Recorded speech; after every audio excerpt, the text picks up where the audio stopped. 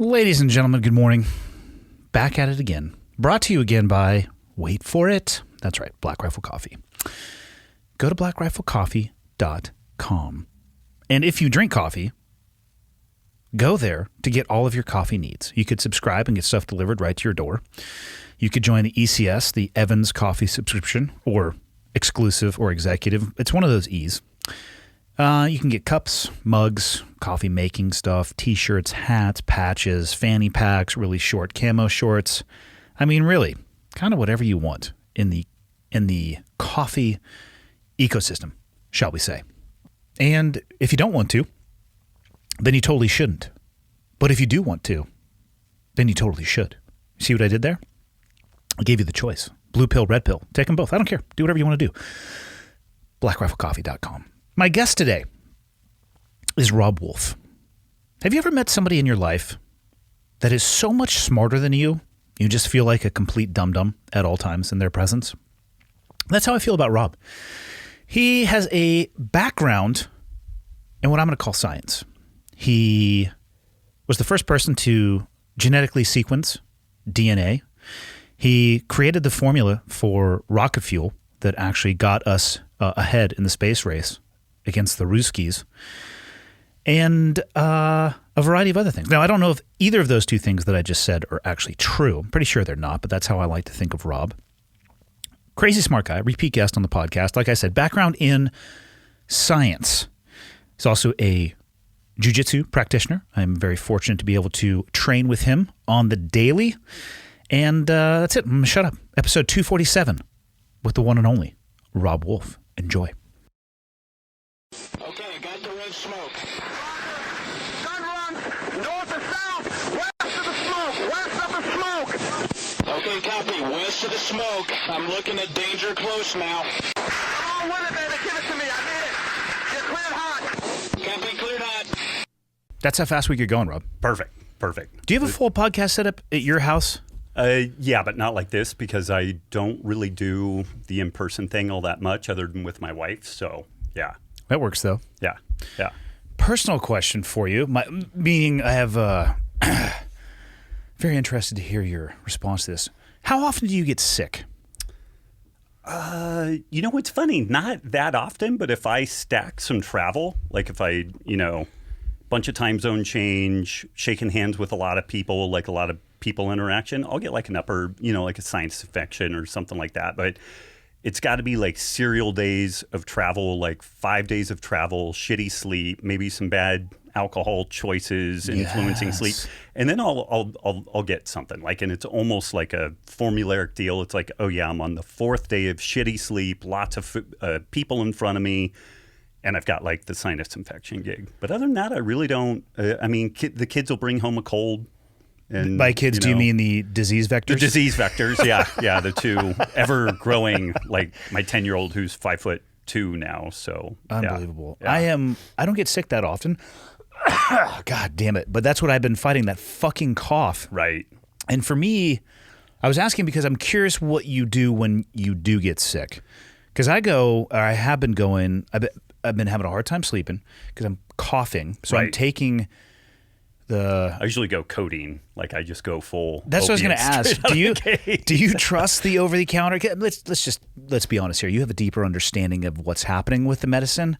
I go to Walgreens and I will select the Dayquil/NyQuil bundle. Right. And but I don't enjoy taking it too much because I think I get like a stomach irritation from it, and let's just say it can terminate in the shits if you have too much. And for the last few nights, I've been taking the NyQuil, and I'm still up coughing anyway. So that's the hardest thing for me is actually getting rest. I don't feel that bad. Right. It's this irritating cough. And Nikki since you're basically a scientist, the fuck am I doing wrong here? Well, do keep in mind, it's a bachelor's degree from a state school best known for being Playboy's Party School of the Year 1987. So that's really kind of the high water mark of my credentials. That's more than I've got. You keep in mind that I barely graduated Santa Cruz High with a 1.8 GPA. Oh, I can't claim that fame either, but it's funny that in this time of like opiate crisis and all that stuff, like it's really a big deal. But I gotta say, like a codeine cough syrup, like if you're just getting absolutely railed upon by like a bad cough. It's so weird because there's all this other stuff like ephedra, pseudoephedrine, all these things that help, like bronchodilators. They're in these like over-the-counter medications, and the kind of really, God, I've got like 6 different things on that, but go to town, dude. This is why I sit and talk with you, because you actually understand shit. I read the labels, and it's like, if you ask me a second time, though, it'll be a completely different answer because I just make it all up on the fly. But like the codeine cough syrup will really suppress the cough. It actually, if we look at, like, if we get all Kirk Parsley on this and look at sleep architecture, the sleep that you get isn't that disturbed versus like a Benadryl or an antihistamine or something like that really suppresses normal sleep architecture. And so you don't really recover the same way. And this is where even stuff like a little bit of THC or, like CBD or something like that, it doesn't disturb sleep architecture the same way that like Ambien, you are unconscious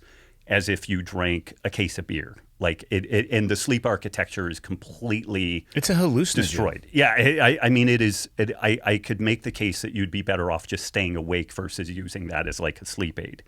And there's all these over-the-counter things that are really not that good, but they're trying to be these alternatives to, like the prescription pharmaceutical stuff. And I'm sure that there's going to be some doctors that are like losing their minds over this, but like we co-evolved with opiates in the environment. We have endogenous opiates in our brain and in our systems. It's hazardous in that they can become addictive, but it's also interesting in that when you look at kind of like the side effects, if they're used within therapeutic ranges, they work really well as pain meds. If you need some sort of like respiratory suppression to some degree, they work really well, so well that you'll kill yourself, like, overdoing them and stuff like that. But that's where like something like that, even like with Nikki, we just got some shimmed up pillows and like basically built her like, where she was at like a 45-degree angle so that she could breathe better. But she ended up with that cough thing for like 3 weeks. Like it's the worst. Super gnarly. Yeah. The sleep to me, the cough is irritating, but I'm like, I have a fanny pack full of Ricola, which I'm not sure what the fuck is in there, but they're tasty. Probably 100% sugar is why. But I can't I'm on the other side of it. Like I'm definitely feeling better. Today is the best I've felt in a few days, but the disruptive sleep was the absolute worst. And as soon as I would lay down, it was awesome. Yeah. And can you get codeine over the counter? No, not here. Other places you can, but not here. I feel like you've traveled with suitcases full of codeine to stock up the Wolf residence. I possibly have a, maybe overly aggressive like doomsday bunker on pharmaceuticals like that, topical numbing creams, and if you need a little. I'll send you the text, like, Rob, I need the Kool-Aid. I have a cough. Meet me at the fire hydrant on 2nd Avenue. Penguin flies low over Paraguay is the password. So yeah, it's the worst. I don't get sick that often, and I don't have a diet that is nearly as controlled as yours, because I'm not as crazy as you, obviously. But I also don't suffer from the same issues if you were to ingest a piece of gluten. Personally, I think my body has evolved beyond yours, and I can handle gluten. Not that it's great for me, but I don't explosively go out both ends. And I've had numerous people say, I really wish I had what you had, because then it'd make it easier to comply. And I'm like, nah, you really don't want that. Like, you go out and eat a decent meal and somebody did one thing that you didn't really anticipate, and then you have the trots for 2 days, is not worth it. Yeah. I think it was 15 years ago. We were at like an Applebee's somewhere doing a level 1, and you were inquiring to the server as to whether or not the steaks that were probably reheated in a microwave were reheated in the same one that had gluten. And I just remember the person's like, oh, yeah, it's totally separate. You're like, no, I need you to actually go check. Right. So, yeah, you're deeply committed to a level that I'm not. Well, when you've been trapped on a plane and, the lavatory is acres away between you and people, and you've had a gluten dose, then it kind of tunes you up. You get the move there is just shit your pants. Yeah, pretty much. Just let it go. I could do that. I wonder what they would do if you did that. It would be a bummer for whoever was sitting next to me. It would be a bummer out of deference to the everybody people on the plane around me. Yeah, to everybody on the plane, that would be a bummer. Right. Obviously the air on an airplane recycles very rapidly, but that's going to travel. That'll get around. I've been on planes where people are changing their kids' diapers, and That's a funny thing because before we had kids, I swore so many things that I would and wouldn't do related to kids. Like, oh, I won't have a fucking stroller and I won't do this and I won't do that. Oh, and yes, we you actually will. had kids. And it's like, I'm going to have 2 strollers for 1 kid. So I had a buddy who, I mean, young children on flights are a challenge, even No when they're matter having what. a great day. yeah. But I had a buddy who was, let's just say earlier in the story arc of his life when it came to growing a family. Right. And he had a flight. He's like, these fucking people who take their goddamn kids on airplanes and then they have the audacity to take them to a restaurant too. If I ever have kids, I'm never doing that shit. Fast forward literally like 2 years and he's the one trying to like quiet the uncontrollably just wailing child, probably dealing with the pressure issues and the Right. and the sinuses, or just they're not stoked. They're time traveling for the first time inside the metal fart box. Right. And I remember it stuck with me when he first made that, and then reconnecting with him a few years later and listening to him. It's so hard. People just don't understand. I'm just looking like, why don't you shut the fuck up? You know, welcome to the show, dude. I remember when John Wellborn had his twins, and I had seen this weird bit of data, and I just had to like ping it to him to increase the suffering that he was about to experience. I was like, John, how many hours are there in a week? And he's like, I don't know, there's like 170. And I'm like, 168. And you're like, okay. Do you know how much work is involved in dealing with twin babies? He's like, I don't know. 174. Like 174. Yeah. And he's like, fuck you. Oh, man. How don't we know if you wanted to have 2 kids, maybe twins would be the way to go. Get it done quick. I mean, there's an argument for that. Just We were in diapers. Get it jammed out. At my house for over 5 years straight. Yeah. Yeah. Because my oldest is just getting ready to turn 19. My middle son turns 17. My daughter is 14. So it would be just like Almost there. seeing the edge of like, I don't think we need the diaper bag for this trip. Oh, yes, we do for the younger one. And then, yeah, I think it was like 5 years. When my daughter was born, my middle son and my daughter, you have 2 girls, right? Yeah. Okay. Yeah. Are you guys going to add a third? No. If we had been 5 years younger or a little quicker to the off the mark, we would have. But yeah. There's a difference between man-on-man defense and zone. Right. And the kids know it. And my daughter and my middle son have always had a very, the polite way to say it would be antagonistic relationship. When we brought Julia home from the hospital, we were living in base housing, the same house that, to tie back into Wellborn, came and sat at like a propane fire pit in the backyard, and we created the first workouts for CrossFit football. Okay. Crazy tie-in, how all of the worlds are interconnected. My middle son, Tyler, and I hope he hears this one day in his life, he was so mad that he had a baby sister that he went underneath our dinner table and assumed an overhead squat position on the bottom and just laid cable right on the kitchen floor.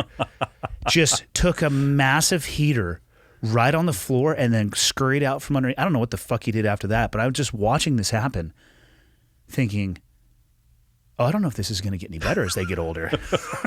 This may be the high water mark of their relationship. I couldn't only go down believe from it. I'm there. like, dude, you're like 3 years old and you're taking retaliatory shits in the kitchen because your sister is here.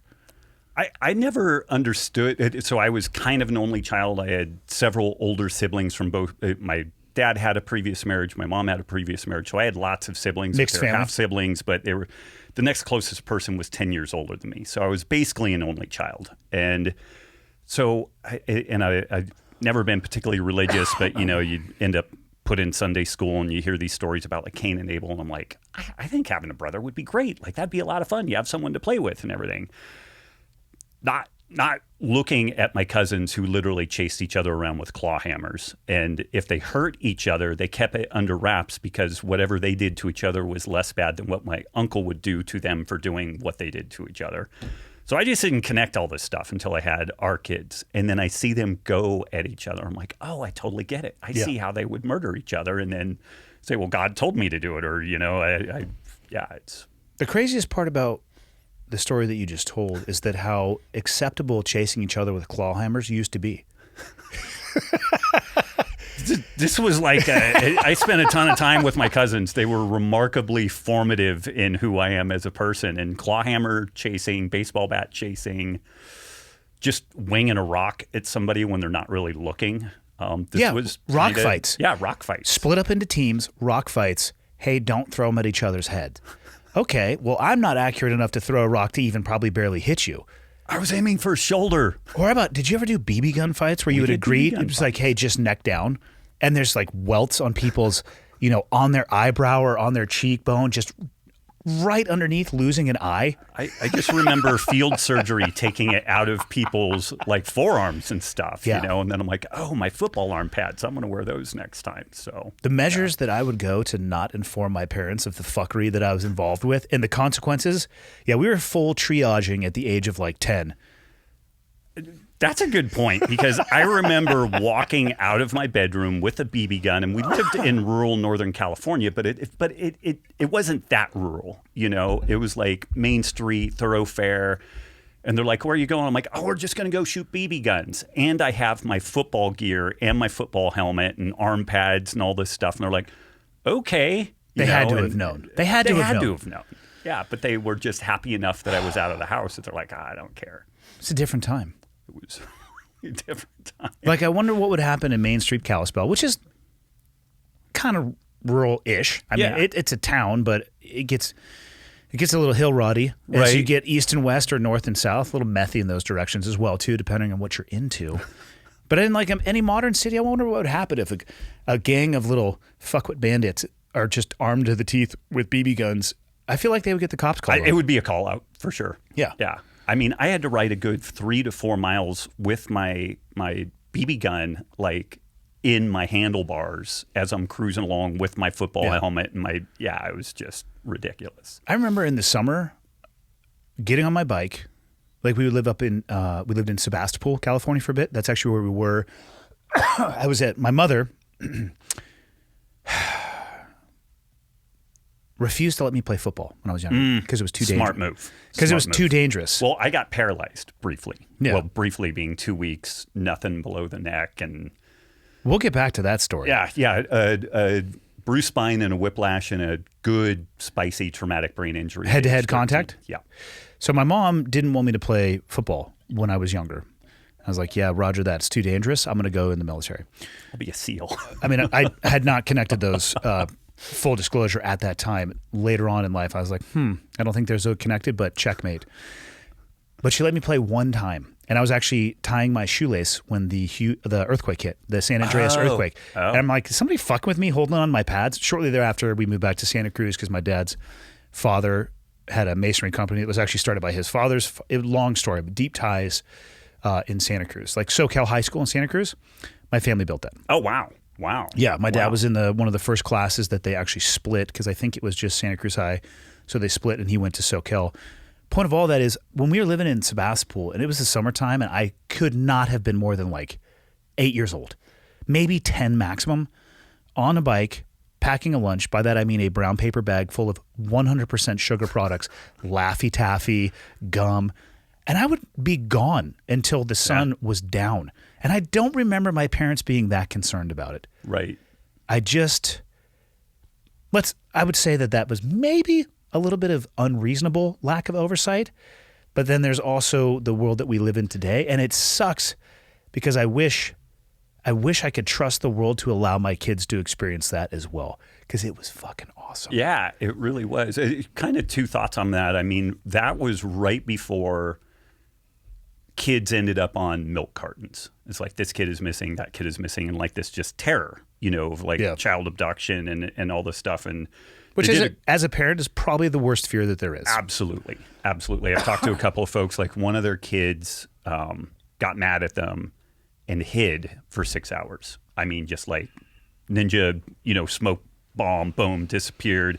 Couldn't find the kid for 6 hours, and they really thought that the kid had been nabbed, because of the circumstances, and like you could still just see the terror on this dude's face, like recounting this stuff. But there was that campaign around child abduction and like ending up on the milk carton, And and then the other thought around that, I remember reading this piece. It was talking about Scottish kids, and it was like our grandparents' generation had a 25-mile radius that they would range from their home.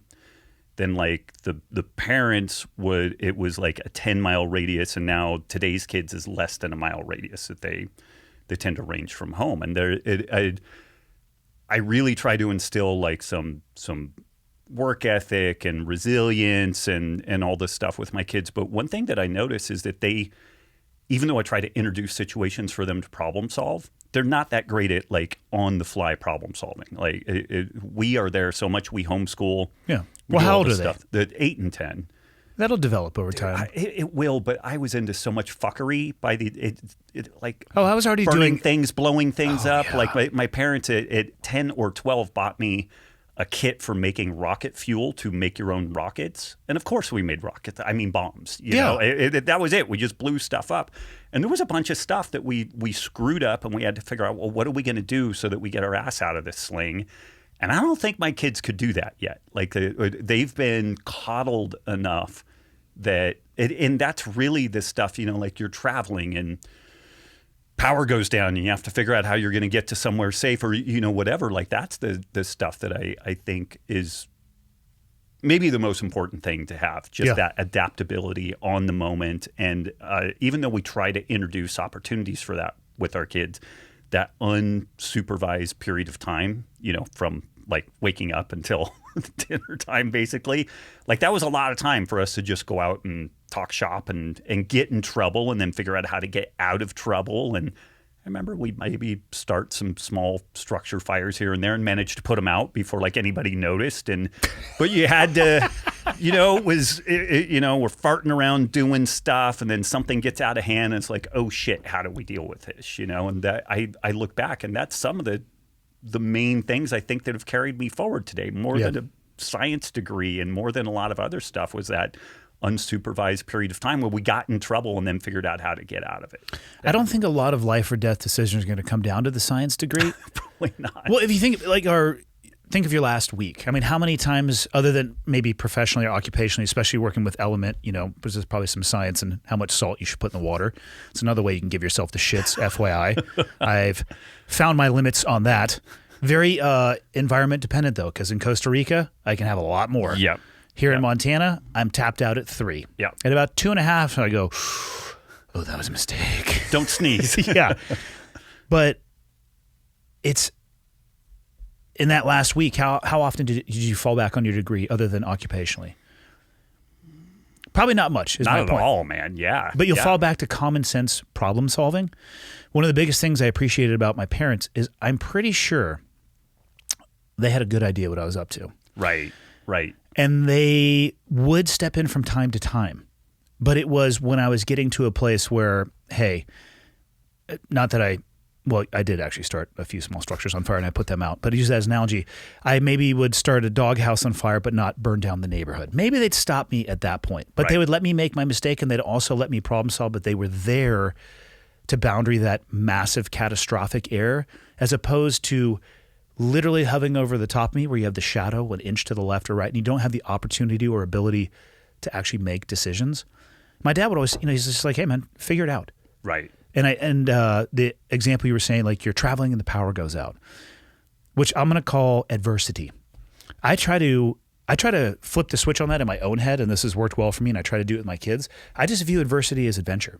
Right. Like, let's say you're on a road trip, and I travel professionally, and I know that you've we've traveled professionally together many years ago when we were working for a unnamed organization. And like shit happens. Like, oh my God, I'm delayed for 6 hours. I'm not going to make my flight. You could look at that as the worst thing that's ever happened to you, or, okay, cool. I mean, what can I control? I'm going to figure out a different way. I'll look at how far it is to drive. I might go rent a car and still get there. And that's the way that I try to view things with my kids. Like, shitty shit's going to happen in your life, which you probably can't control. But what if you treat it like an adventure as opposed to something that's horrendous in front of you? And let's war game. What are the options? Like, you're in the middle of the airport and the power goes. And then I also have this additional layer. I'm like, adversity that we can turn into adventure.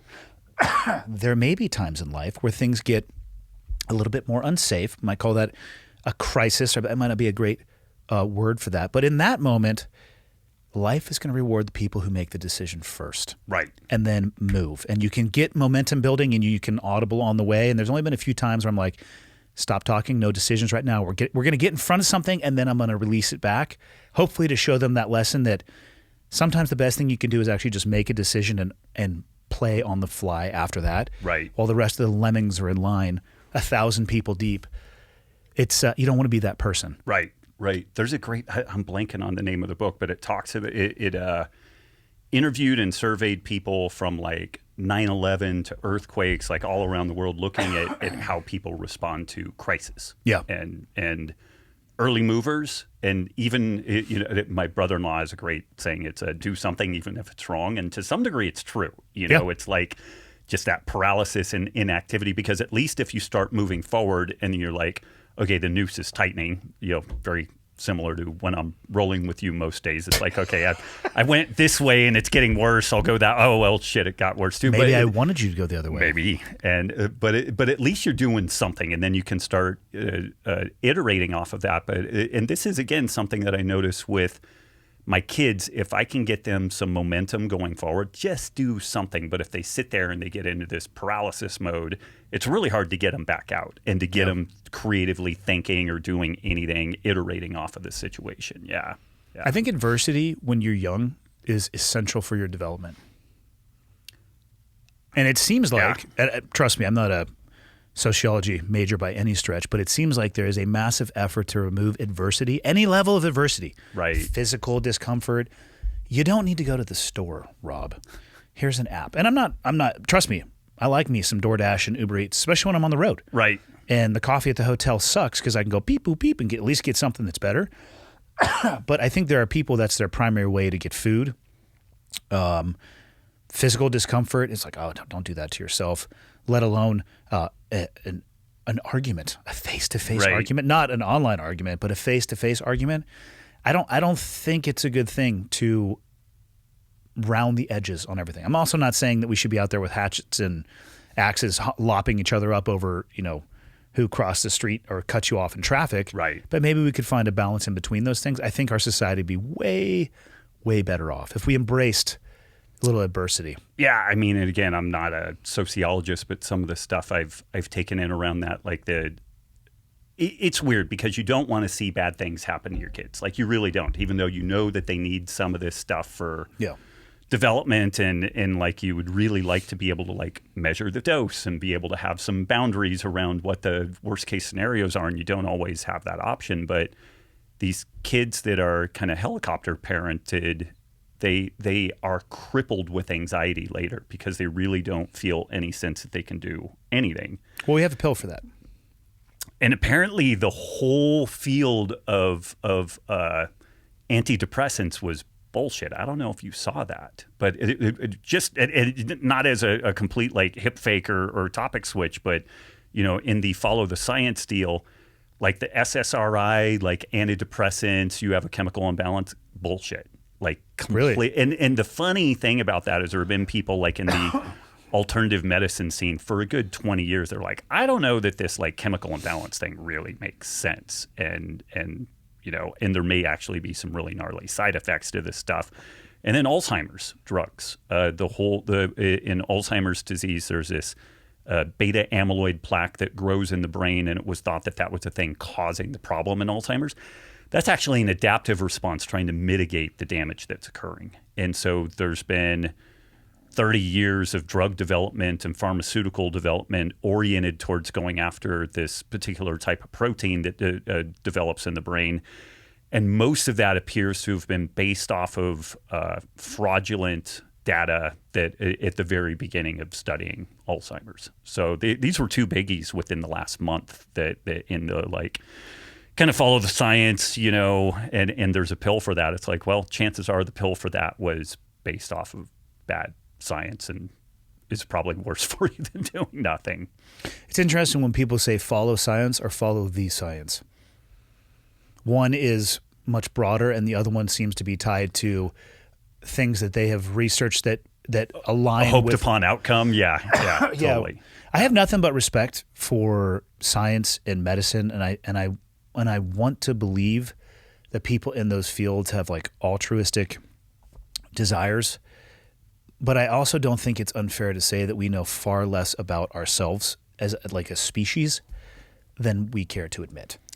Well, there's like that general, like broad knowledge, like how much do we understand really about like the economy or human physiology or whatever. There's huge gaps in there. But even with the stuff that we do understand, so there's this half-life concept.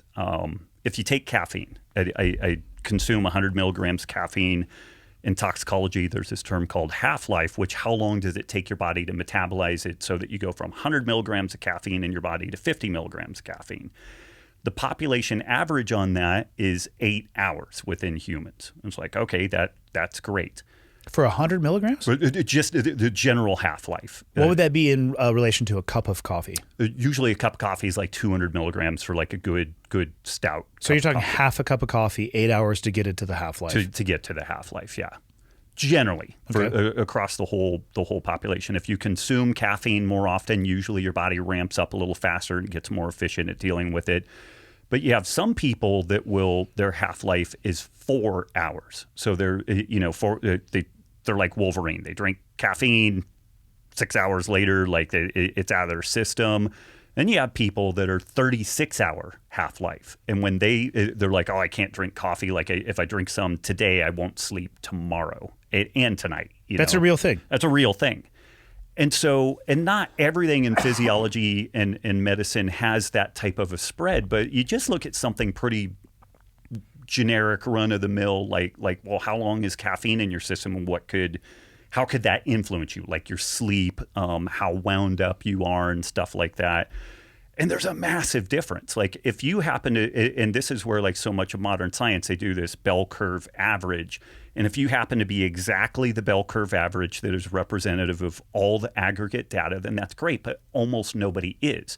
And if you happen to be one of the weirdos at the extremes, the shit that they're telling you to do is likely to kill you or harm you because the rules really don't apply to you at that point. Like it's somebody finger wagging about you shouldn't drink coffee at afternoon, at 1 p.m. because it's going to screw up your sleep. Well, if you're the fast metabolizer, it has no bearing on you. Like it doesn't apply. If you're the slow metabolizer and you're 36 hours, like you shouldn't even look at a cup of coffee. Yeah. And again, not everything has a spread like that, but a lot of shit does. Like that's a tenfold difference. If we fiddle the numbers a little bit, 4 hours to 36 hours, like it's nearly a tenfold difference, ninefold difference in how you respond to that. And there's similar responses to exercise and carbohydrate tolerance and the way that people's lipids respond to how much fat or the type of fat that they eat. But what science still does is it tries to get a ton of people together and aggregate that data, and then it almost is meaningless for the singular individual. And there's been some interesting papers written suggesting that we should largely abandon this like big population-based research the way that it's been happening for the last 30 years. Like it's really not telling us that much more because each person is not the population average. We are an individual and we have to actually tackle it as an individual to get anything meaningful out of it.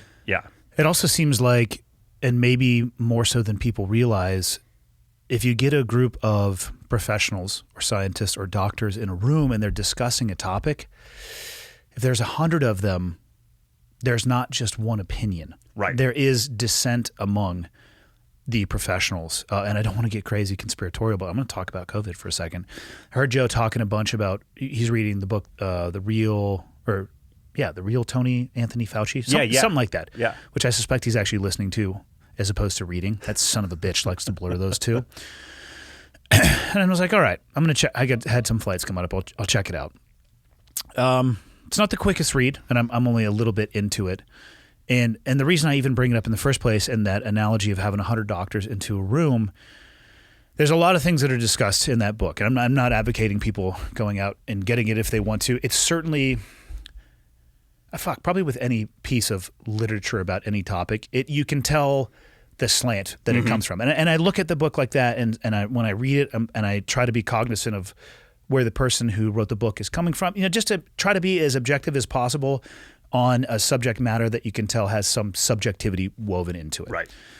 And it was talking about the early days of treatment for COVID and the desire by some, I can't even put a quantity to the some, who wanted to fully go a vaccinated route, later treatment, wait until people were needing to be administered into the hospital to be put onto a ventilator, as opposed to those who wanted to treat early. And it's incredible to see and have heard a huge community of science backing one position where the vaccine is going to be our way out of this, and a huge community of science saying the vaccine may be awesome, but right now we have drugs that we can use for off-label, which the vast majority of drugs, once they're FDA approved, I was shocked to find out that I think it was like somewhere between 30 to 60% are prescribed for off-label use, so not the exact intended purpose.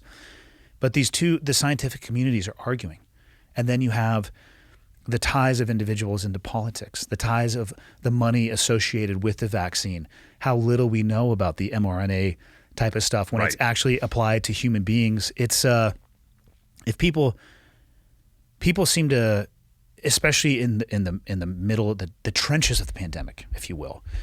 Holy shit! If you did not align with their particular thoughts and maybe wanted to go a layer deep on the onion, it was difficult because a lot of the times I think what was happening is, one, people were scared and people make really fucked up decisions and say stupid shit when they're scared. So I get that, and I can give them a little bit of grace for that. But there wasn't a lot of depth or understanding to their knowledge, I think, necessarily on each side. And it was just crazy to see the back and forth. And I wonder if there's ever going to be a post-mortem where we take a very objective, and I don't know how we would do it, because on one side, the people who wanted to, it seems, and again, I'm paraphrasing the book and where I'm at in it, has to be double blind, has to be this huge study, placebo controlled. And they're like, yeah, roger that. There's a place for that. But we have all these things right now. And it's just like they couldn't meld the bridges on those things. And the lack of, you have a doctor arguing with another doctor. I'm an idiot. How the fuck am I supposed to know who's right? Right. No, it's like like I'm fairly good at that stuff, but like if I have a computer issue or like a network, something's wrong with the network that I'm in a building and like the files are in the computer. Yeah, and the two network administrator guys are talking about the DNS code, this, that, and the other. Like I just have to defer to them that one of them actually knows what they're talking about, because they're so far outside my scope. But the interesting thing about that is I can sit them down and say, okay, what do you recommend I do that's going to resolve this issue? And what do you recommend I do that's going to resolve this issue? And then we have this fairly objective, and if I do it right, like here's your hypothesis, how do we test that? If that's not it, and so we can get like an A/B test on both sides and maybe go 2 or 3 layers deep. And I think that on this COVID topic, like we had a lot of interesting things, like these natural experiments, like the Crown Princess cruise ship. Like we were being told that this thing was going to have certain transmissibility, a certain fatality rate, and everything. But we had this group of people that were on this boat. And these boats are notorious for like spreading things around. Like they are not like an airplane. They don't scrub their air. It's a petri dish. It is a petri dish. If you've ever been on a cruise, you know what I'm talking about. It's a fucking petri dish. I mean, unless you go to Alaska, like it's always in warm environments. So it's literally a petri dish. And it was bad. And the older, sicker people tended to die. The older, sicker people tended to get more sick. But it wasn't 100% transmissible. It wasn't remotely like a 30 or 60% case fatality rate. It looked like a very, very bad flu, like maybe a 2 or 3x of a very nasty flu. And that thing disappeared. Like it was just gone. And we had lots of other natural experiments. Like we had, because the mRNA vaccine rolled out in westernized countries first, and there were challenges around like refrigeration and just paying for it and whatnot. A bunch of other places did a variety of other things, including like hydroxychloroquine and ivermectin. Yeah. And so you had periods of time where they were not using the vaccine, and they had certain results, and then they managed to get the vaccine, and then interestingly, their results got worse. Yeah, rebounded. That's actually the point I'm at. Have you read the book? I have not, but I've followed it. I think that one's Robert F. Kennedy's. It is. Yeah, and so I've followed him a long time on this, and a few other people in that scene. And this is where it's not a randomized controlled trial. And then even to that tune, there have been questions around, say, like hydroxychloroquine and ivermectin and whatnot, that the United States and the CDC, NIH were beautifully positioned to answer questions around, and they never did. They never ran the studies. And when they did do some of this stuff, it was very poorly done, and the data collection was pretty shoddy, so it didn't actually answer questions like the it's really weird the way that this stuff has rolled out, but yet you still have very credible people on both sides of the story making arguments and cases that seem really compelling one way or the other. But we do have these. This is kind of the cool thing. I like decentralization. Like when Bill Clinton was in office, there was this push for like this massive welfare reform, and what he ended up doing was kicking the welfare reform back to each state. So the states were tasked with like a 5-year period of basically trying to develop a new system for like how they were going to do stuff. Maybe you needed to do some work. Maybe you needed to do some work education. Maybe they needed to ask you questions about, well, okay, you're a single mom with 2 young kids. So like your window of time that you're going to be on public assistance is just going to be longer, and all this stuff. And there were absolute disasters in this thing. But then there were a couple of states that did some really cool, innovative stuff. And then that was largely picked up and administered at the federal level. And it's kind of gotten fucked up as time has gone on. But like it was a real legitimate reset. But it was 50 different reaction vessels going instead of this one size fits all. Oh, we've got this figured out. And like everybody gets a size 10 shoe. Yeah. Whether your foot is a 14 or a 4, that's sucks for both of you. It sucks for both. For a size 10, they're like, this is amazing. Right. Yeah, and so that stuff is interesting, and as I've shifted like in what I'm up to. 1, I try not to get canceled, and then 2, I still try to like push that notion that we don't really understand the world quite the way that we think we do.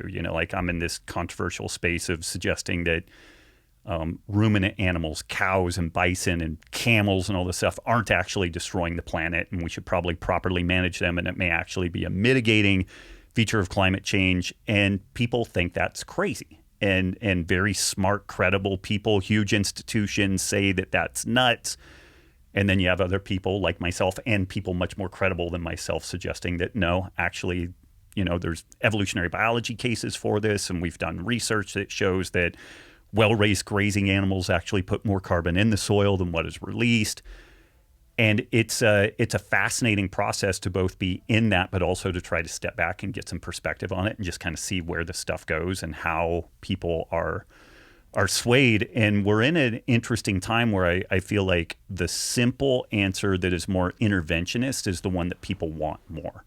People want more of a sense that somebody's in control, somebody's managing this stuff. There's somebody that's got, somebody is in charge of this stuff. It's this infantilized view of the world. Like kids have this just ingrained sense that like whether it's God or nature or people or whatever, that there's somebody somewhere doing something running the world. And this is one of the big wake up calls as you grow up. One day you look around and you're like, this is like a snowball rolling downhill, and it just keeps rolling. Like there's not actually anybody in charge. There's way less, difference between where we're at now and like utter chaos. There's a pretty thin veneer between that. And that's one of the big differences between an adult and still a child, is this infantilized view of the world. And so many of these complex topics, whether it's economics or climate change or health or, COVID, the shift has been towards this infantilized view of the world, which is super dangerous. And clearly I have a bias, like right there, like I'm exposing my bias. Like I think that's a bad thing. Everybody has bias. Yeah. It's whether or not you can accept and recognize that your bias impacts how you think and the actions that you take. And whether or not you can accept somebody saying, hey, I think you might be coming at this from a biased position. You go, fuck you, man. Fuck you. I know more than you do. You're a cuck. It's my favorite word, by the way. I've just been using it so frequently. Just did a podcast 2 days ago with Hayford, Evan Hayford. Apparently it's his favorite thing for his wife to call him too. So such improper and voluminous use of the word cuck. Probably an interesting backstory behind that, which I don't care to look into. To tie into the cuck topic, not to get totally off it, but my middle son yesterday, God, I love watching them learn these lessons. Yesterday, he learned a lesson about taxes. He's got a job locally up at Sacred Eats. Mm-hmm. So he's just first time working, in a kitchen cooking stuff, interfacing with people on the till. I'm going to describe him as money hungry. And I feel comfortable doing that because that's how he describes himself. And apparently Thursday is payday. We're recording this on a Friday, so this was yesterday. And at like 9 o'clock at night, he's like, hey, Dad, I'm going to go get my check. I'm like, what the fuck are you talking about? It's 9 o'clock. Why don't you wait until tomorrow? He's like, no, I want to see the numbers That thing could be earning interest for me right now. Yeah, at the bank that I'll deposit it at tomorrow. So he goes and gets it, and he opens it up. And he's got a little bit of a potty mouth on him. We're working on it. And first thing he's like, what the fuck? And he's just like, this is bullshit. $1,400 or whatever. I forget the exact amount. And he's like calling his buddy. They're comparing. He's just like, what's this? What's this Medicare shit? What is this federal withholding? And I'm just sitting there just like, welcome to the show, buddy. And he was actually being a little dickhead about it. And I told him, like, hey, man, you're kind of acting like an asshole right now. So I left him alone to go process and figure out the taxing structure with his other teenage friend who they're like comparing numbers. And I guarantee, one column is year to date and one of them was that paycheck. And I'm listening to him and they're switching them back and forth. So I'm just like, this is fucking awesome. So I go lay down on the bed and he comes in later on. He brings it with me. He's like, sorry, I was in a bad spot. Sorry about being an asshole. And he's like, can you explain this to me? He's like, why? He's like, this is what I made, but this is what I'm getting. And we're talking like federal withholding. I'm like, so this is federal withholding. This is your Montana state withholding. This is your Medicare. This is your Social Security. He goes, what is Social Security for? I'm like, well, you need to pay into the Social Security account so that when you get to that retirement age or Social Security age that you have money, getting paid back out to you. And he's like, why is federal tax so much? And I'm like, I don't actually have a great answer for you on that one other than we spend our ass off, but don't worry, we're totally in debt as a country. And he's just quiet for a second. He goes, these fucking tax cucks.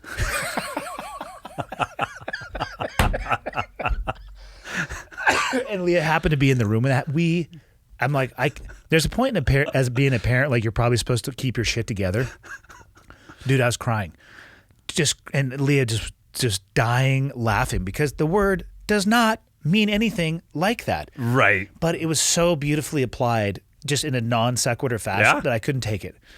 And the joy that I felt watching him realize the pain of, and then we had a conversation like, hey man, does $1 million seem like a good amount of money to you? He's like, oh yeah, that's more money than anybody's ever made. I'm like, that'll change over time. But guess how much money you'd have to make in the United States to have $1 million in your bank account? He's like, $1 million. I'm like, no, you probably need to make over 2 to actually net $1 million in your account. He's just like, well, that's bullshit. I'm like, well, you're the next generation. Maybe you can go change that for all of us. So I'm not seeing a flat tax in our 10% flat tax in our future. No, that's hilarious. Oh God, it was awesome. That is awesome. on that parenting side, I don't know if this is going to be genius or terrible, but early on, I told my kids, I'm like, there aren't good words, there aren't bad words. There's just consequences around the words you use. And so if you're around grandpa, if you're around your friends, we don't say this suite of words generally. If you get very frustrated or stung by a bee, then we can pull this stuff in, just needs to be grammatically correct. And so far it's been pretty good. And I remember as a kid, like the whole good word, bad word thing, like it was very odd. Like it's like, well, it only applies when you're around adults, when you're a kid. Yeah. To act as if the kids your age don't sit there and know every single word. Right. Which they learn from their parents, by the way. The Right. teetotalers who is saying good word, bad word, who are on a phone conversation with one of their buddies, just cussing up a storm like a sailor. Right. And I just never felt comfortable with that. And so we'll see how this works out. Our kids are probably we've been homeschooling, but we're going to do this split program. It's kind of faith-based. And I told them, I'm like, when you land there, we don't pull anything out of this suite of nomenclature, because Or there will be consequences. There will be bad consequences there, So we'll see how they navigate that. So, yeah, just don't fool yourself to think that they don't know them all. no, they do, because they hear them from me all Yeah. the time, and they use them. What's been interesting is how selectively they do apply them. They're more powerful that way. They really are. Yeah. Instead of wearing the tread off of them. Yeah, if it's the foundation of your vernacular, it has far less impact. Mm-hmm. I always just try to destigmatize it. Occasionally, my ex-wife and I, we would have a dinner, and it's like, for the next 20 minutes, like, I'm actually curious, like, let it rip. What do you know? And they would do individuals, and we would do like, I was like, do you have combos? Can you do a 2-word combo, 3-word? There were some pretty impressive, and also, again, non sequitur, that I'm crying, laughing Right. as a parent. I'm like, okay, cool. And just so you guys know, the hour or 20 minutes is now over. Don't say that shit. So that all goes back in the bottle. Yeah, but I think it would be like watching a pot of water boil over the top with the foam, because they would realize, they're like, oh yeah, we're gonna do it, and just firing Elon Musk rockets out into space, and then okay, yeah, we're good, back to kindergarten. Right. You think they'll ever be honest? And again, I preface this question with, I don't think that people who are developing vaccines have. I don't think they're twisting their mustache trying to figure out a way to microchip the human race, which is an awesome conspiracy theory that I've heard. Maybe they are. I don't know. I'm not saying I'm an expert. I don't think that they are. But do you think they'll ever be honest about some of the side effects that are pretty readily apparent that have come from the COVID-19, which seems to be one of the fastest ways to get yourself censored when you are very forward-facing with that? Yeah. It's interesting in that I think you would be hard-pressed. It's hard to suggest that there hasn't been some significant information suppression. And some people are okay with that. They're like, well, those people are idiots and they're misinformation, and they should have their information suppressed. Now I'm exactly the opposite. I'm like, no, the idiots should talk, and then we should. It shows you how dumb they are. It shows you how dumb they are. I think that this is one of the genius parts of part of our Constitution and Bill of Rights is the right to assemble. Because if nothing else, like, you can blow off some steam, and then really, if you want to be twist the mustache a little bit, it's like, okay, those are the assholes we really do need to keep an eye on, to some degree. So they're both blowing off steam, and it's an opportunity to see people in real life, getting together versus needing to infiltrate them and keeping them underground and all this stuff. But,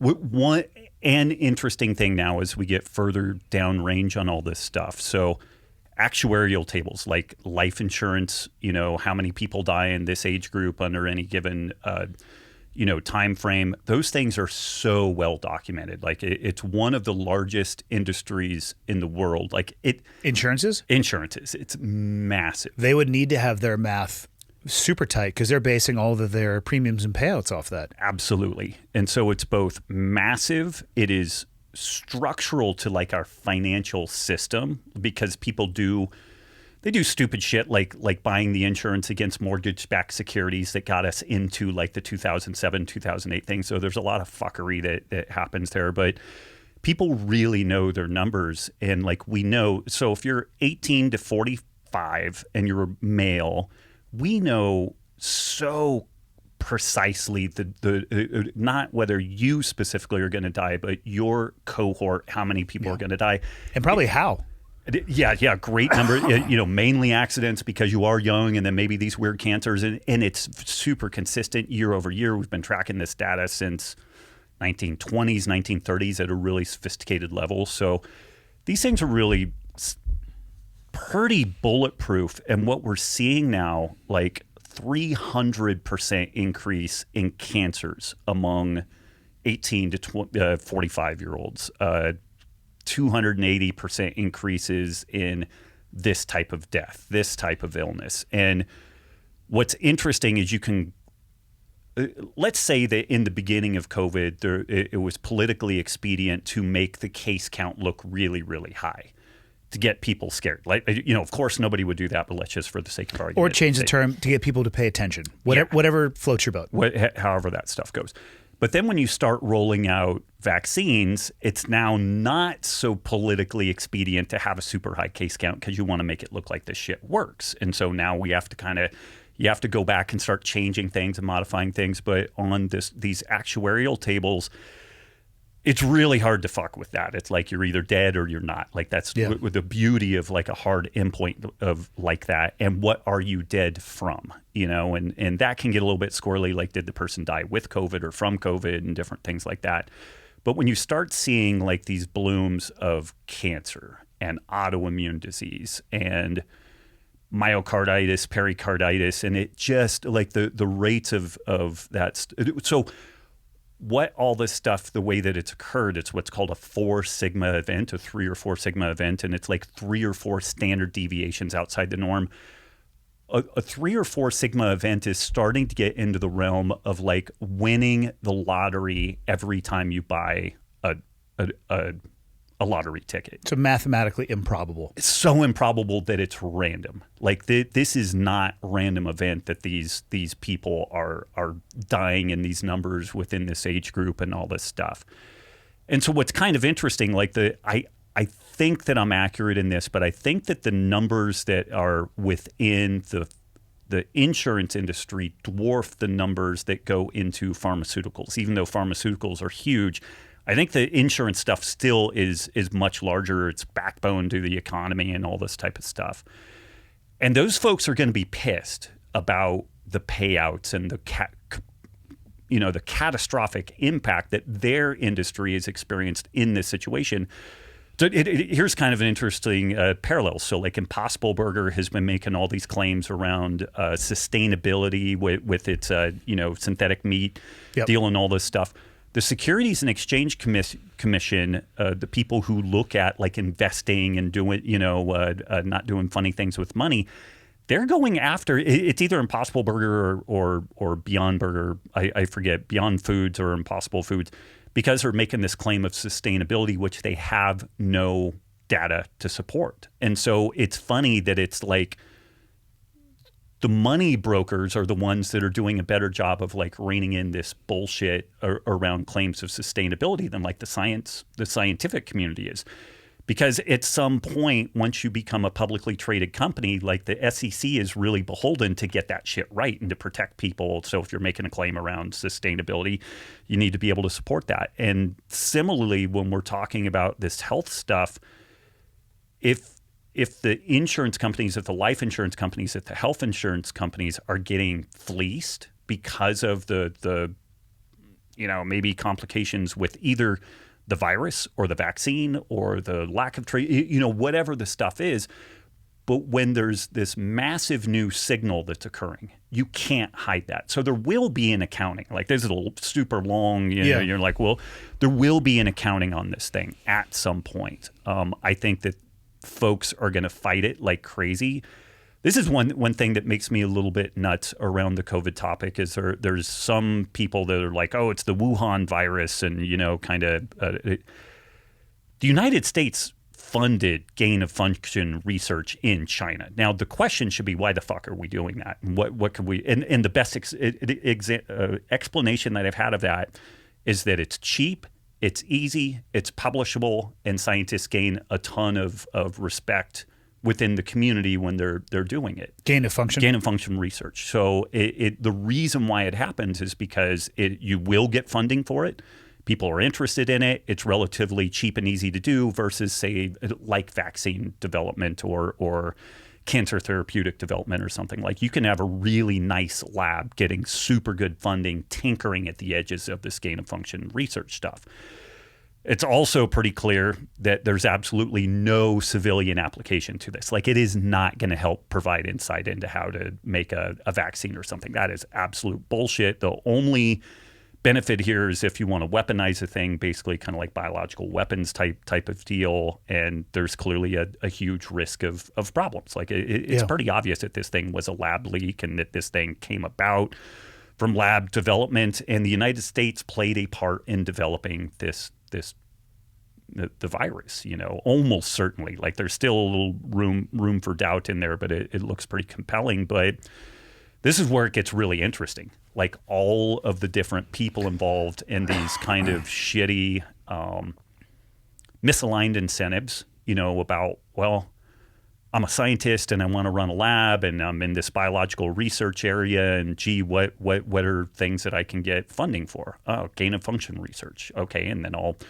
it's comparatively easy to do. Like you serial passage this stuff through animals, and then their immune system causes a lot of the kind of genetic evolution within the virus. And if you just document those changes and publish it, you keep getting NIH grants, and you're respected within your community, and you get to feed and water the people in your lab, so you look like a success, and you technically are a success until the whole thing, you have a situation like what we had here. And in that book, it talks a lot about how, and again, I'm talking about what I'm reading in the book, not necessarily what I believe, but how Anthony Fauci is a lot of the times has his hands on the lever of who gets funding and who doesn't.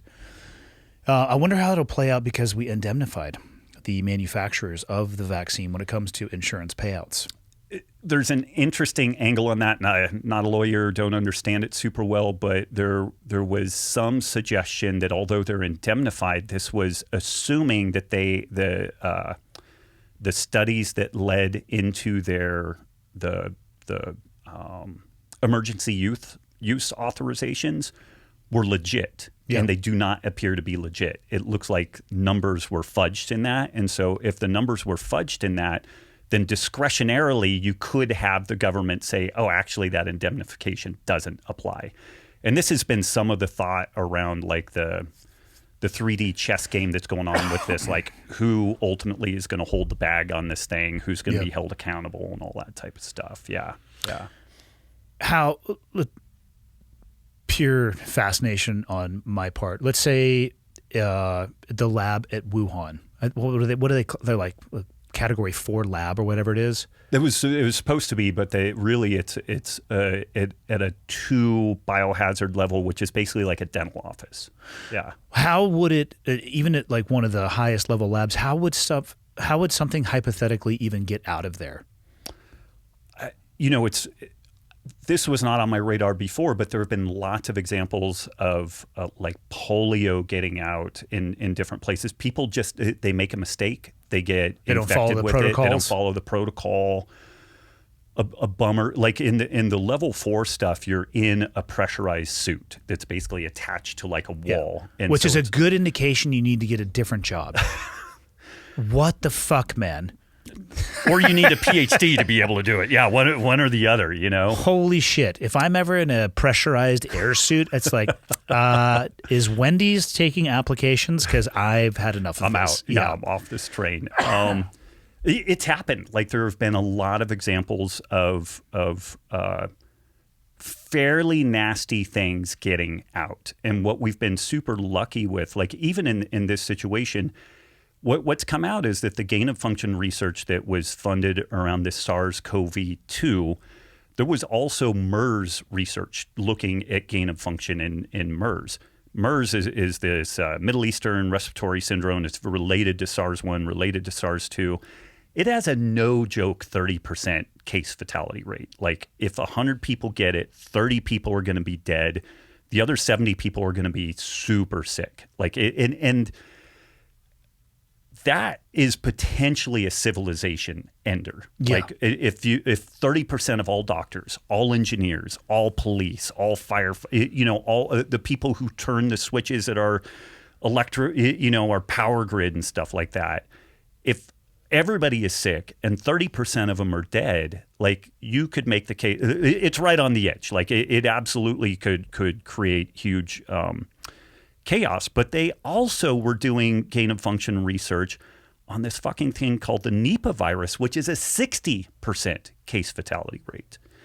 And so as it is, like with this SARS-CoV-2 virus, it was very transmissible, But I forget. So the R naught factor is how transmissible something is. Basically, if one person gets it, how many other people could get it from them. And like measles is kind of the most transmissible thing that we had seen to date, and it was like a 15. And when meaning 15 other people would get it. If you were I infected. believe that's the case. And again, I'm not I really am out over the tip of my ski tips with a lot of that type of stuff. But originally, SARS-CoV-2 was like a 3, so very transmissible, but not as transmissible as measles. Now the current iteration of this like B variant or whatever is more transmissible than measles. So like we've the B variable of COVID? Of COVID, yeah. The current iteration of COVID is even more transmissible than measles. I don't know what it says about me as a person, but I stopped paying attention to it at the Omicron. So we're past that? We're some Omicron iteration. Okay. But it's like Omicron B26, something like that. It's now generally accepted that thing is more transmissible than measles.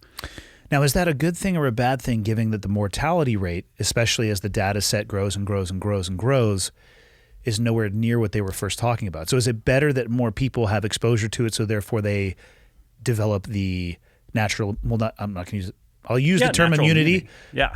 Whether that's forever or whatever it may be. I would imagine there's pros and cons to that level of transmissibility. There is, and in general, the way that, so viruses don't want to kill the host. The best thing is really that the host doesn't even really get particularly sick. But they pass it on. But they just pass it on. Like that's really the biggest win.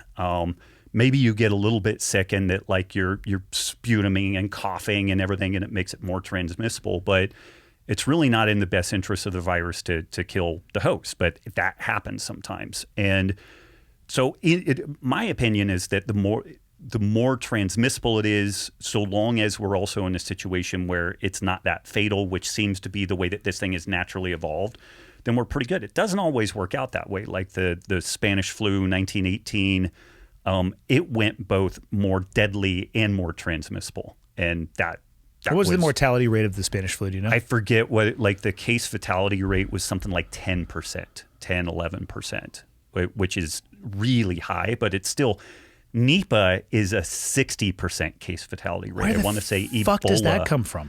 I don't know, but it's not generally airborne transmissible. So it's very, very difficult to catch currently, but if you catch it, you're fucked. Like it's almost guaranteed you're if you do survive, you're also incapacitated in a lot of ways. So it's not just if you survive, but you're also sick. In this whole suite of funding that funded the SARS-CoV-2 and MERS research, like gain of function research, they were also looking at research for taking Nipah and making it airborne transmissible. Oh, awesome. Why wouldn't you do that? Of course. Why wouldn't you do that? So again, the crazy thing is that it's cheap, it's accessible. So there isn't probably like this cabal of people twisting their mustaches. But I guarantee you there are people who have binders that are like, oh, when there's an outbreak of something, like how can we exploit this? If there's a terrorist attack, how can we exploit this? And I just can't believe that there aren't more people that even let's say that what I'm saying is complete, not just conspiracy theory, but conspiracy fact, like it's bullshit, no, they didn't do the Nipah stuff. One should want to know that for sure, to be 100% buttoned up. No, we absolutely did not do gain of function research. No, there is not more continuing. We have lots of checks and balances because under the Obama administration, it was made illegal to fund gain of function research. But what appears to have happened is that there was a workaround where NIH gave money to EcoHealth Alliance. EcoHealth Alliance then gave money to Wuhan. A cutout, essentially. Basically a cutout. Much like the United States says we don't torture people, but people should really look into the rendition program and where the United States will transport people to other nations to do our dirty work for us. Right. It doesn't make your fucking hands clean. Well, and we don't spy on our populace, but we maybe spy on Germany's populace, and Germany maybe spies on ours, and maybe we share that information. Just assume that if you have, there's 2 electronic devices on the table. I bet you got a phone in your pocket somewhere. They've got us. I assume everything that I say is. You should. Yeah. And right. I know you're deep into the Substack thing now, which I still can't figure out what the hell that is for. It's just another blog. You and your attempt to not be censored, controlled. You rebel, you. Yeah, fool. Do you like the Substack? I like it in that it's... Is it just another forum for you to be able to publish information? Yeah, and it's just super... what I've enjoyed about it is the tiny and this is so funny, the tiny, paltry barrier of entry of just providing an email screens out about 99% of the shitheads. Like, really? I rarely get any type of like a shitty comment, and it's not that I frequently get, hey, have you considered this? Have you considered that? Which I super appreciate, because one of the bummers about the way that social media kind of went off the rails is that I did something that most people who've written a New York Times bestselling book and had a little bit of success didn't do. I kept answering tons of questions online, because that's where I would learn the most stuff. Like, if you've got a group of even 1,000 people that are engaged with you and they are kind of out looking at things, like you've got 1,000 people researching for you, really, because if what I'm throwing out there is pretty on point, then they're going to get the gist with that. But then the fuzzy edges where I don't have things buttoned up, they'll interface with people and, hey, Rob, have you thought about this? No, I had no idea about that. And so that interaction was really valuable to me and really enjoyable, because I felt like I could continue to help people. But honestly, like, that's where I learned the most stuff.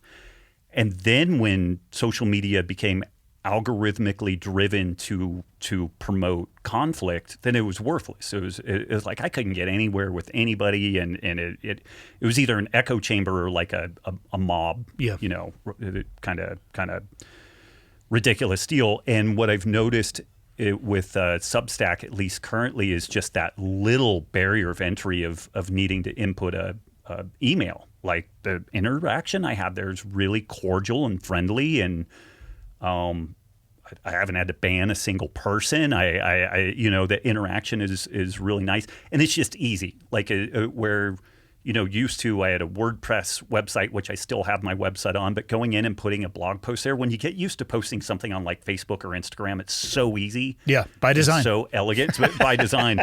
And then when I think about posting something on like WordPress, I'm like, oh my God, that's like a day of work to get one fucking post up now, Whereas Substack, it's super easy. It's really elegant. It's got some nice bells and whistles. So yeah, I think like Medium is similar. I think there's a number of different places out there, but Substack really seems to have kind of drawn a line in the sand where they're like, we're going to let everybody participate in this thing. And if you don't agree with them, here's your opportunity to make your Substack, and then you can comment on what you feel like they're getting wrong. And yeah. I'm that crazy person that thinks that that's the way that the world should operate, that trying to suppress people's thoughts and feelings on things is only going to make it worse. And if there isn't an opportunity to change that person's mind, probably me yelling at them and making them feel like a piece of shit isn't the way to do it. Like, cordially interacting with them, like, hey, have you considered this? You considered that? Then and maybe I'm wrong. Maybe I get to learn something new and actually unfuck myself a little bit.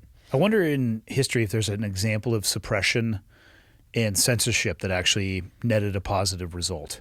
I don't know. That's a great question. I mean, there was, it's like the Red Scare, and like probably Hollywood. Depend on it probably would depend on who was pulling the levers and what output that they wanted to see. But like when people say you shouldn't read this book, it's dangerous, I'm on fucking Amazon. Like, right. I feel like the economy of ideas, and they're all out in the light. I like what you're saying, like the right of people to assemble. Because you can sit there and be like, oh, that's a group of idiots over there. Right. And we can keep a little bit of an eye on them. I need to know where that dude lives. Is he my neighbor? Son of a bitch, he is. I'm still not going to be a shitty neighbor to him, but I need to remember. I might keep a little more of an eye on him. Yeah, he's an idiot. Yeah, for sure. I don't know. I don't have the answers to any of it, Rob.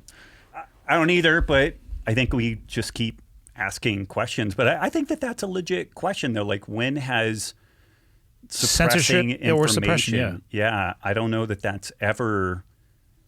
Has that ever really finished out on the good side of history? Like, you think about World War II. I mean, there's like state secrets, like when they were doing the Manhattan Project and we're in a race literally against Nazis, and whoever makes the atomic bomb first wins, pretty big stakes. pretty big deal. You still had people that I forget the names. It was a husband and wife team that sold nuclear weapons secrets to the Soviets and like advanced their weapons development by like 20 years. You know, so you still have that's stuff not really like that. suppression though, It's or not- censorship. That's you know, whatever. Yeah, like you said, state secrets or Yeah, it's a different classified deal. information. Yeah. GS-14 classified. It's no big deal. So Instagram's been targeting me lately. Oh, with, yeah? With these things I see people are putting on the back of their arm. Oh yeah. What's the deal with those things? The CGMs, the continuous glucose monitors. I don't know what the hell they're called. I know it seems like it's a picture. I feel like the Instagram ads are to try to show you that it doesn't really hurt when you put it on your arm. Right. I don't know what it does because they're like, oh, and then they smile. So what's going on there? It's a way of monitoring your glucose levels continuously throughout the day instead of doing like a finger prick and a little test strip and everything. The monitor picks up the interstitial fluid levels of glucose, which isn't identical to our circulating glucose levels, but they usually have some algorithms to try to match that. And CGMs are good for getting trends, like is your blood sugar generally trending up? Is it trending down? It's not great for like pinpoint levels, like if you really want it, if it's critical to know that you're keeping your blood glucose below 100 or something, you know, then you would want to use finger stick stuff. But I think they're really valuable. Well, for an average person like me, though, what data would I net from that would help me make better choices?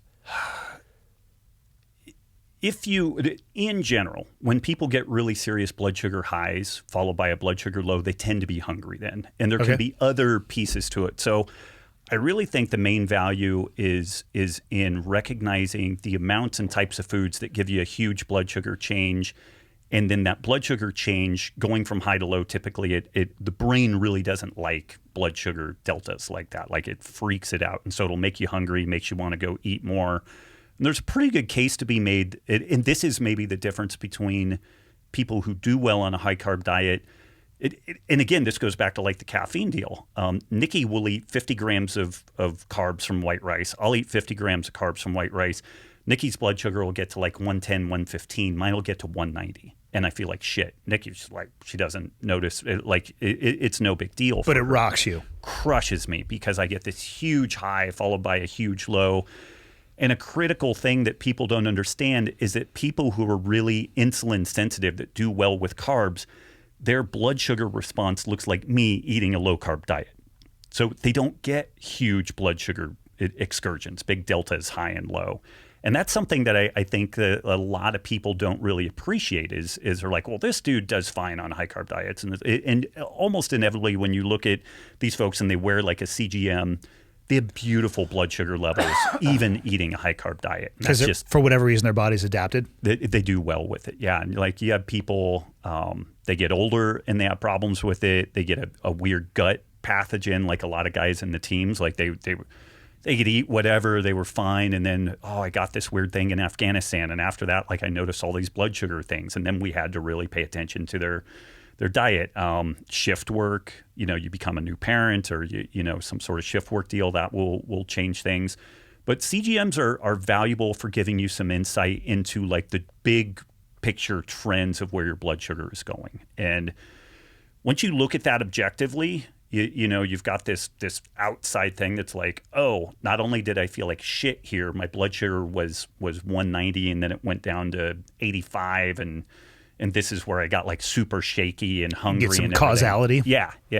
And I think it'll help people in that regard. There's, I think Levels is one of the outfits that's pretty popular that people use. And it is funny, like the first time that I used a CGM, it's got a little metal probe that really is probably about the thickness of a human hair. Like it's maybe like 2 human hairs. But it was funny. It was an Israeli company that wanted me to trial this thing. And so it's a bunch of Israelis on the call, and they're wanting me to put this thing on. I looked at this thing. I swear to God, when I looked at it, I was like, this thing's as big around as like an ice pick, And I'm like, I'll put this on a little bit later. Looks like a soda straw. It looks like a soda straw, and it's so funny. Like I have lots of Israeli friends, but both men and women, they can be a little like, forceful. And the gal that was running this whole thing, she's like, no, do it now, And I'm like, Son of a bitch. And I am lean enough that when I would move, You would my feel it? tricep would kind of drag over it, and it was a little Hard pass. weird. Yeah, it was a little odd. So How long did you wear it for? 2 weeks. Is that the recommended? Usually at about 2 weeks, it starts failing, and maybe the adhesive starts coming off and stuff. I did it during jiu-jitsu. It was interesting, and you have some people. It's funny for me. I kind of have mapped what I can and can't tolerate dietarily For a long time. For a long time, and so I'm pretty buttoned up with that. But you have people like Peter Attia. He has said that he adheres to his diet better because he's such a data geek. Like, he documents everything, and so if he has a CGM on, that CGM data goes into his like Excel spreadsheet. Oh God. He's there. He's 10 times smarter than I am. But it's funny, some of the neuroses that pop up. He will not deviate off of his eating when he's got a CGM on because he wants that data to be pristine when he puts it in his Excel spreadsheet. But what he will do when he knows that, the next 2 weeks are like my kid's birthday or something like that, the CGM doesn't go on. And so it's so funny. Like, even somebody that's like a 180 IQ and this decorated surgeon and everything, like the Still fuckery trying to round the sneaks in. numbers. Yeah, you still, yeah. I would say the true scientific test would be you need to have 2 weeks as a garbage disposal. I mean, you understand what they look like when they're pristine. Let's take the race car out for a spin. Right. With diesel. That makes me think of Married with Children, when they lived with Jim Jupiter, the fittest man in the world, and he lived with the Bundys for like 1 month, and then he died at the end of it. And like Al at the end was talking to his son. He's like, "Well, son, we're basically human cockroaches, and so we'll survive the apocalypse, basically." How awesome is it that Al Bundy is actually a black belt in I know. jiu-jitsu? I know. I don't So think many cool. people know that, and I certainly would not have guessed that. I think I saw it on one of the, probably was Henner Gracie's Yeah. channel. And I think he's been a black belt now for probably a good 10 years. Like, he's been a black belt for a Got good some of the period time. stripes up on there. Yeah. Yeah. I wonder if he still consistently trains. He does. He does. Like, I just saw something literally like 2 days ago with him doing some training. And it's funny. It's like Elio in his later years, and Ed O'Neill is not as old as that, but I think as you move along, like, I'm at a spot now where I'm doing more and more positional drilling and less live rolling, particularly with 260-pound white belts. I'm just kind of like, I don't know that there's an upside for me to like. Why are you describing Alex like that? He's 280. Well, he's slimming when the sweat is pouring into my eyes, For sure. and all that. But I think that he does a lot of positional drilling. It's He does. Like, we're going to start here, and here's kind of the parameters of the game. Yeah. And what's interesting is I think you continue to get really good doing that, but also I think it minimizes ego, it minimizes scramble. Like, you've got some hard edges to what you're going to play with, and I think that that's a legit place to go as you get older, so that you can keep getting better at jiu-jitsu. But when I have been rolling with we've just been getting this crop of like giant white belts, like these guys that See, are. they're normal size to me. You're a little larger than I am, so I'm like a $160, $165. So getting up to if I were 200 pounds, it'd be nice. There'd be a nice anchor there for that. But that's a 40-pound gap even getting to there. And one of these guys the other day is like, "Oh, I'm 245 and I'm 235." It's a lot to like, handle. They're pretty jacked too. You know what I say to them when they tell me that? I'm like, let's work on your guard. Sit down. Right. Lay down. And I've been like, you're open guard bottom, I'm open guard top. If I pass, if I get a mount or side control, we reset. If you sweep me, we reset. And what was interesting, getting feedback from those guys, are like, that was really fun, because it kind of took a little bit of the anxiety away for them too. I mean, getting tapped kind of sucks, and particularly in the beginning, you're not like the etiquette and everything. It's like, how hard do you go? Do you go? If you get caught, do you spaz out so that you can get out of it and everything? Sometimes you do. Hopefully you don't do it when it's like my knee or wrist or something that's going to break in the the intervening spaz. So that gets pretty wild. Yeah. Yeah, it removes some of the consequence, and I think it was one of the things that Henry really enjoys doing, is that positional sparring. And his black belt Dan, it's what they open all of their classes with, and then all of their open mats. Yep. And they're, God damn it, they're razor sharp in those positions. I mean, I think there's benefit there for sure. I enjoy it. There was about a year period that I just couldn't get to regular classes, and this was before I was training at SBG, but I was following Henry. Like, I had met Henry, and he had done his initial online kind of module thing, so I at least had some of that stuff to pull from. But me and a gal who we were both blue belts at the time, we got together 2, sometimes 3 days a week, and we just went over all the, like back, side control, guard, half guard, and we just spent 5 minutes in each one of those spots. Yep. And we would spend the whole time just positional drilling that top and bottom. And then if we had a particular problem or a question or something we wanted to work on, we do more time on that specific thing. And I really got, like, I had no outside instruction. It was mainly pulling from like whatever I knew then, which was almost nothing, or what I could get off of Henry's, online material, which is phenomenal. But it's really different not having somebody there to like, here's the weight distribution. Here's how you do this. Here's how you do that. But we made a remarkable amount of progress. And it was a female smaller than myself, both of us knucklehead blue belts. No real outside instruction, but I also wasn't just like cruising YouTube looking for techniques. Like, I don't know that we added a single technique during that time, but it was like weight distribution, angles, timing, like all of that definitely got better. And also just kind of understanding the basic flow of jiu-jitsu. Yeah. And now you're an all-powerful brown belt.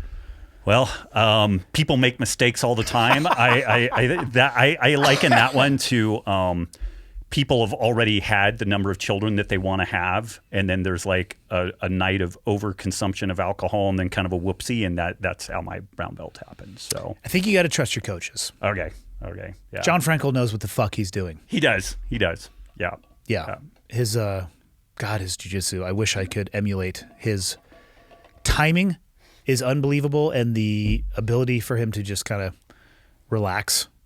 I don't think people appreciate how often he gets tapped in the course of training. So, I think when he travels, we see a really good polished A game. But when I've been able to spend extended periods with John, he'll put himself so deep in the drink as far, like, well, that's how you keep getting better. Yeah. And he's so comfortable at that and putting himself in kind of poor positions and starting from a deficit and then flipping it around and also making it so that like you never have like if you're trying to scale a wall, there is no brick seam. It's like, glass. It's just glass. Yeah. Like he provides, so he's so interesting in that he will go super deep in the drink so that he can get himself out of some of the most gnarly stuff. And then he also has figured out in most situations where it's like, you're not going to have anything. Like you literally won't even begin to have game going on, and it's a fascinating mix that he's able to pull together with that. I just like to go deep into the drink, not intentionally, and then try to figure it out from there. Crisis management, if you will. I'm super good at that because I don't really know what I'm doing, and I just find myself there. Oh, you're very fucking good at jiu-jitsu. How long you been at it? 10 years this year. 10 years, yeah. And still fired up about it? I love it. Like there's some days where I'm kind of like, I don't know that I know anything, and like you really do need to not be attached to the outcome. Like what I've focused on is being jazzed to see the people at the gym. Like I see you, I see Travis, I see kind of our extended tribe down there, and I really make the focus on like I'm jazzed to see them and I'm jazzed to get some movement in. And then that said, like the last couple of weeks, I've felt like things have been clicking, but I try not to get too attached to that because I know that is super transient, Danaher made a post about that, I think it was a few days ago. Randomly, they'll show up in my feed. He's a unique man, it seems. Yeah. Thoughtful, to say the least.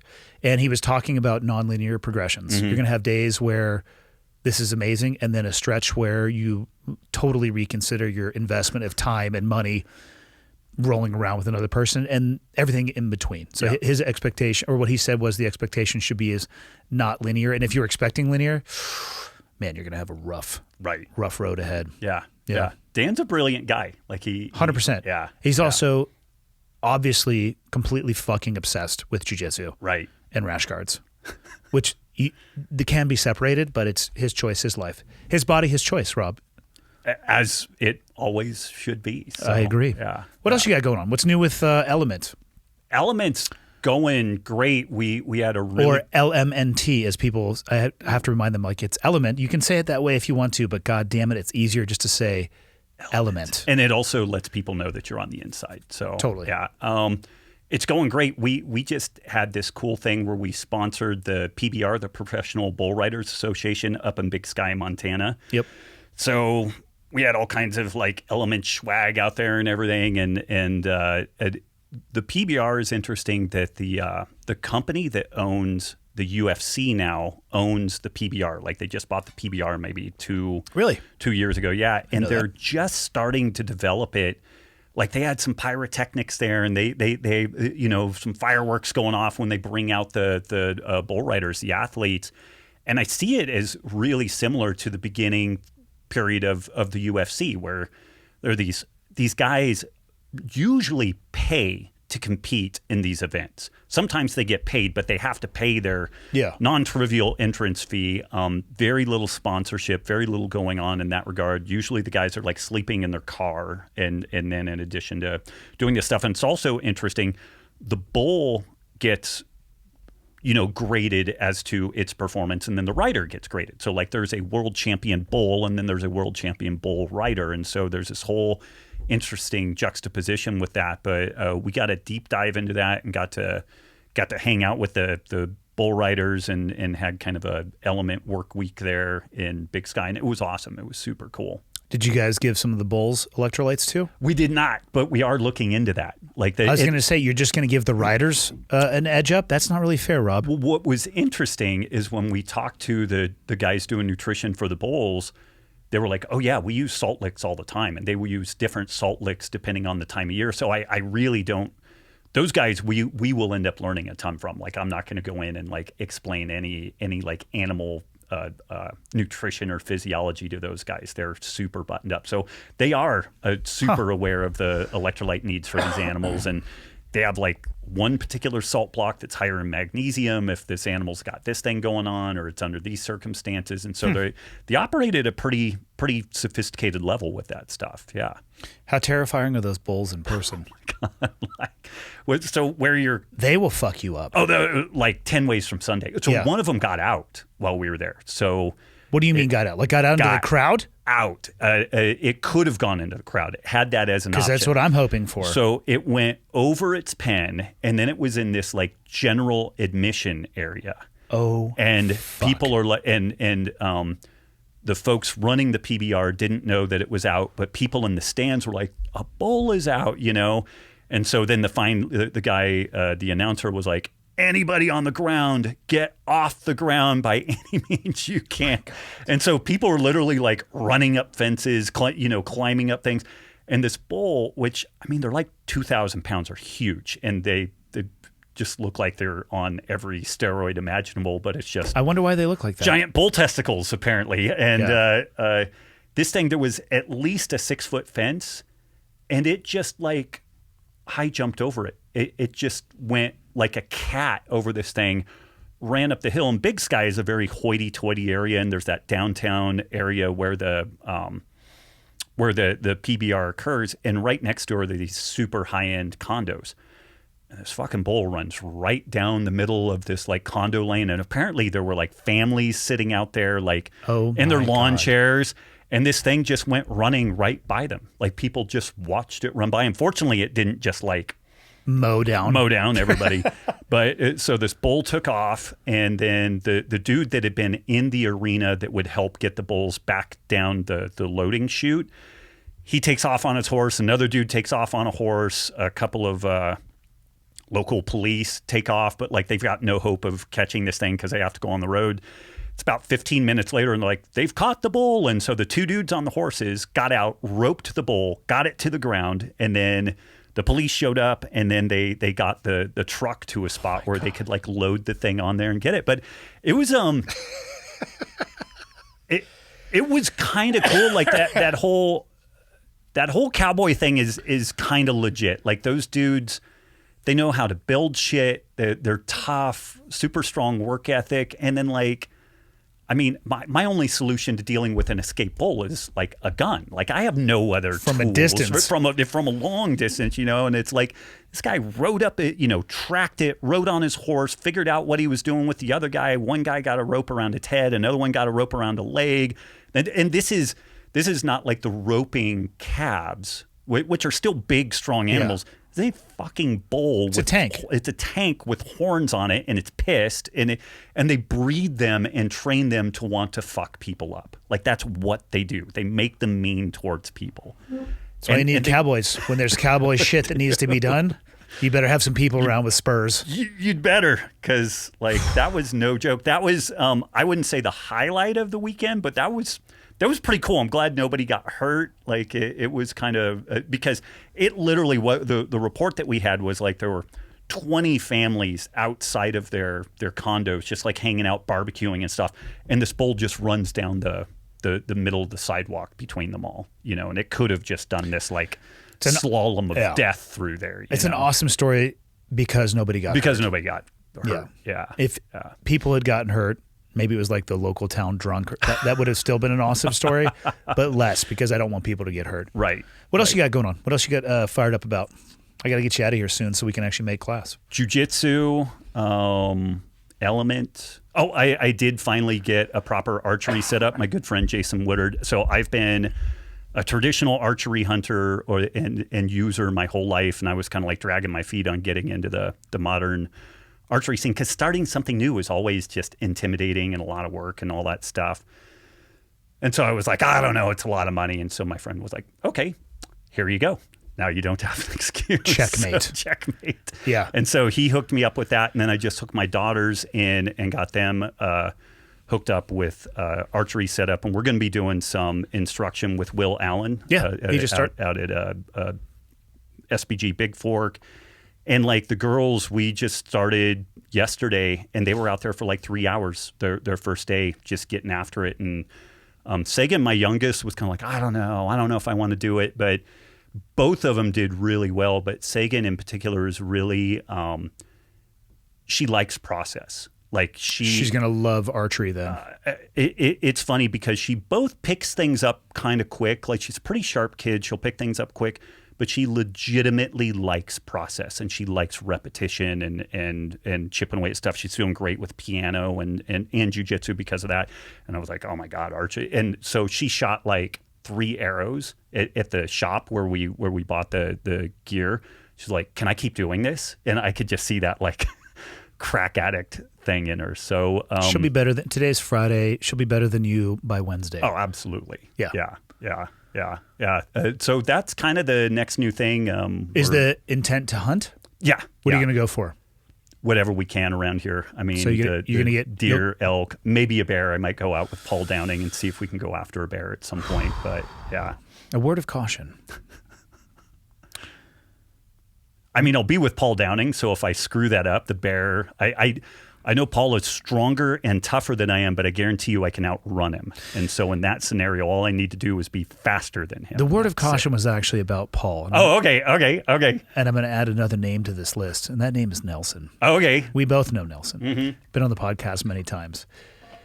That dude will get into some hill rod shit, and he's a great hunter. Make sure you guys both have an understanding of safety protocols and boundaries. I was going to say, so we need a safe word. We need a safe word in this thing. Yeah, okay. Go with like pineapple or unicorn or some shit. Rosebud. Paul and Nelson are awesome, but I also am pretty sure that they have each other on speed dial to rescue each other from when they get too deep into shit they can't handle. Right. Like snow. Nelson got his truck stuck, and it was Paul who responded, who I think then he got stuck. And then another friend, Eric, from the Whitefish Gym, had to go and unfuck both of them. So, nice.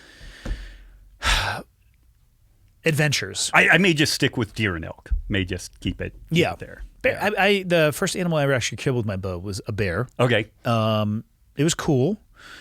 It just doesn't really do it for me. Right. And I think for some people, they live for like spring and fall bear. And for me, it's like... I mean, you can get the tag over the counter. You're going to have to do a test online where you can identify between brown and black bear. Mm-hmm. Very easy to do once you know what you're looking for. Yeah, but for me, it was just never the jam. Right. Elk, though, screaming in your face, right, running in, that's pretty awesome. Right. Yeah. I mean, they basically have a towel rack on their head, which is sharpened into pointy edges, and you have a dart. And you're like, oh, shit. I better get this right. Yeah. Well, the only people I've ever seen getting gored by them are idiots in Yellowstone, Right. who I believe wrote that check and just cashed it right there. Right. So that's kind of like their fault, in my opinion. And I do still have the, I don't know if I'll ever best the getting an elk with an atlatl. So that's a whole interesting element to this thing. So I have to figure out how to. I don't know if it's possible to best that. Yeah. Interesting hunting implement for sure. I'll get you out of here. Where can people find you? RobbWolf.com. That's it. Everything's there. And Why I'm have to be barely so there. easy? My wife's Italian, so if I make things complex, she will kill me and bury me in a shallow grave. It's a good woman. She is. She'll keep you in line. Awesome. Thanks, Rob. Thanks, Andy.